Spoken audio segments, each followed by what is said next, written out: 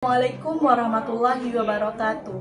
Perkenalkan, nama saya Anggita Yudiana, NIM 200101003 dari jurusan S1 Keperawatan Tikes Bela Sakti Pariaman dengan mata kuliah Keperawatan Dasar 1.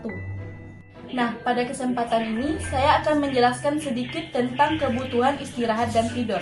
Pertama, apa sih istirahat dan tidur? Istirahat adalah suatu periode biasanya terjadi inaktivasi, dan hal tersebut berkaitan dengan relaksasi secara simultan dari tubuh dan pikiran seseorang. Istirahat diperlukan sebagai suatu persiapan seseorang menuju ke tahap tidur. Ini menurut Berget et al. Tahun 1999. Dan tidur adalah suatu keadaan di mana terjadi penurunan dari persepsi dan reaksi individu terhadap lingkungan sekitarnya.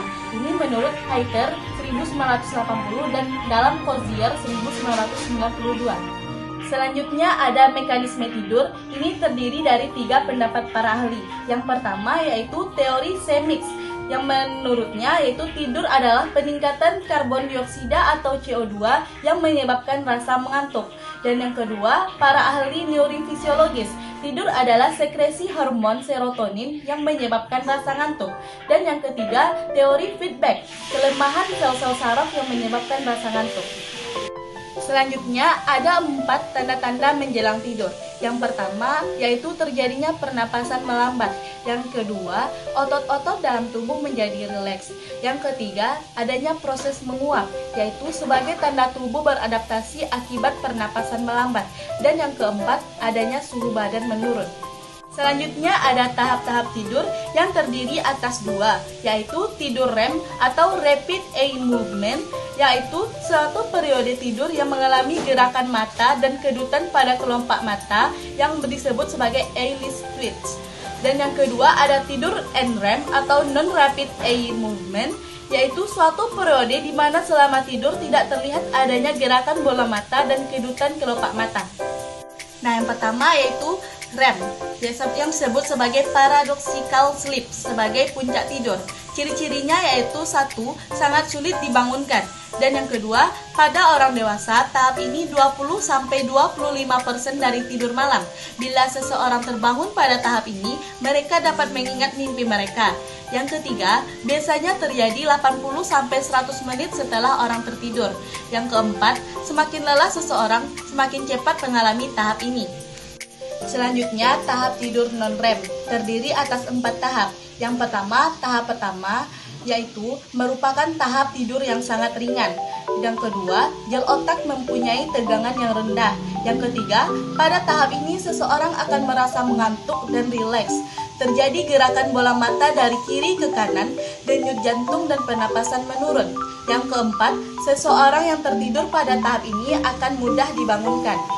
Selanjutnya, tahap tidur non-REM yang kedua, yaitu 1. Merupakan tahap tidur yang ringan. Yang kedua, proses yang terjadi dalam tubuh menurun, pergerakan bola mata masih terjadi, denyut nadi, kecepatan pernapasan atau RR, dan temperatur tubuh menurun. Yang ketiga, gelombang otak yang terjadi pada tahap 1 dan 2 disebut gel theta. Yang keempat, terjadi sekitar 10-15 menit. Selanjutnya, tahap 3 tidur non-REM, yaitu pertama, nadi dan RR atau respiratory rate mengalami penurunan lebih lanjut karena berkaitan dengan dominasi kerja sistem saraf parasimpatis. Yang kedua, menjadi lebih sulit dibangunkan. Yang ketiga, ditemukan seseorang mengorok atau snoring.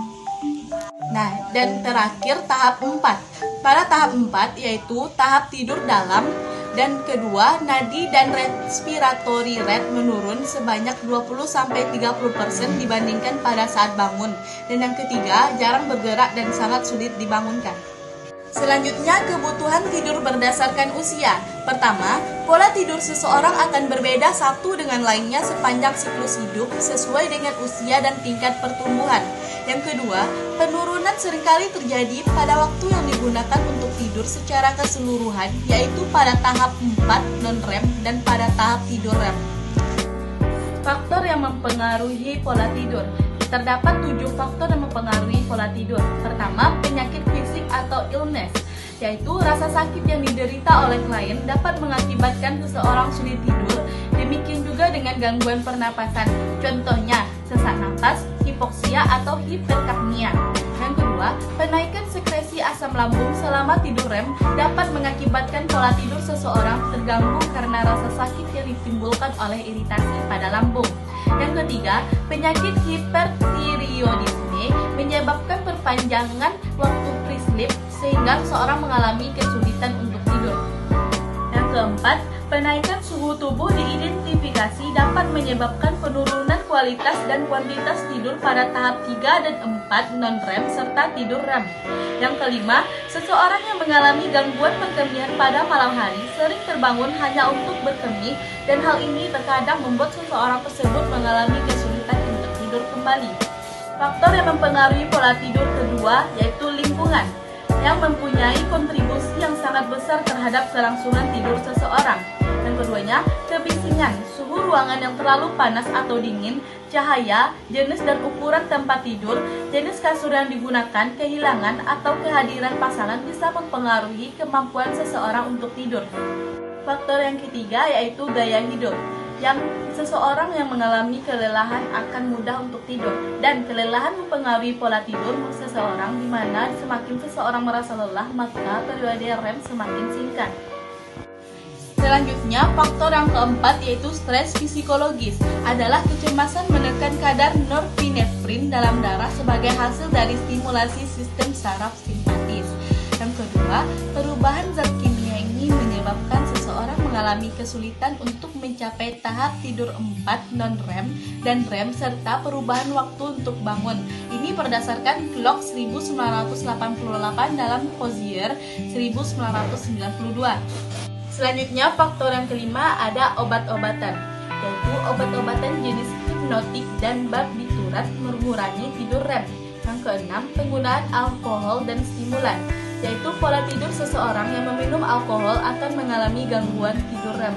Selain alkohol, minuman yang mengandung kafein juga dapat menstimulasi SST sehingga pola tidur seseorang bisa terganggu. Dan faktor yang terakhir yaitu diet. Underweight dan overweight bisa mempengaruhi pola tidur. Menurut Cripps dan Stoney, tahun 1976 menyatakan bahwa underweight bisa dapat penurunan total waktu tidur karena sering terbangun dan biasanya waktu dibangun pun lebih cepat, sedangkan overweight bisa dapat menaikkan total waktu tidur, tidak sering terbangun dan bangun tidur lebih lambat. Kebutuhan tidur rata-rata per hari. Pertama, bayi baru lahir. Lama tidurnya 14-18 jam per hari dengan 50% REM dan satu siklus tidur rata-rata 45-60 menit. Yang kedua, bayi yang sampai dengan 1 tahun, yaitu satu siklus tidur rata-rata 12-14 jam per hari dengan 20-30% REM dan tidur sepanjang malam. Yang ketiga, toddler, berkisar antara 1-3 tahun. Lama tidurnya 11-12 jam per hari dengan 25% REM dan tidur sepanjang malam tambah tidur siang. Yang keempat, prasekolah, lebih kurang 11 jam per hari dengan 20% REM. Yang kelima, usia sekolah, lebih kurang 10 jam per hari dengan 18,5% REM.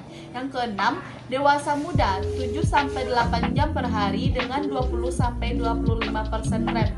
Yang ketujuh, dewasa menengah, lebih kurang 7 jam per hari dengan 20% REM dan sering sulit tidur. Yang kedelapan, dewasa tua, lebih kurang 6 jam per hari dengan 20-25% REM dan sering sulit tidur. Selanjutnya, gangguan tidur yang sering terjadi. Terdapat 3, yaitu pertama, insomnia. Insomnia adalah suatu ketidakmampuan untuk tidur dengan kualitas yang adekuat.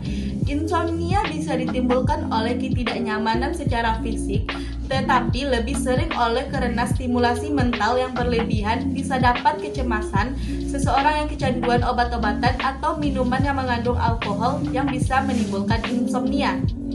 Hypersomnia berlawanan dengan insomnia, yaitu tidur yang berlebih sepanjang hari. Umumnya bisa dapat masalah psikofisiologis, contohnya gangguan psikiatri, kerusakan SSP, kelainan ginjal, hati atau gangguan metabolisme, diabetes ketoacidosis, dan hipotiroid. Dan yang terakhir yaitu narkolepsi, Narkolepsi merupakan gangguan yang bersifat kronis yang ditandai dengan tidur yang tidak terkendali dan adanya gerakan tiba-tiba pada saat tidur yang menyebabkan seseorang terbangun. Penyebabnya tidak diketahui, walaupun hal tersebut diyakini sebagai kelahiran genetik pada SSP, di mana periode tidur REM tidak bisa dikendalikan.